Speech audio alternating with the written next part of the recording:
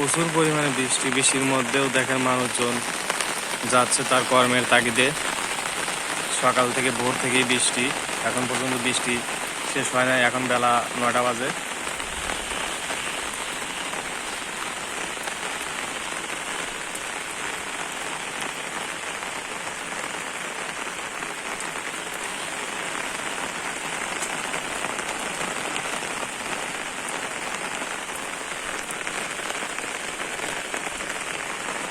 নদীতে প্রচুর পরিমাণ কস্তুরী, যার কারণে নৌকা চলাচল বন্ধ আছে।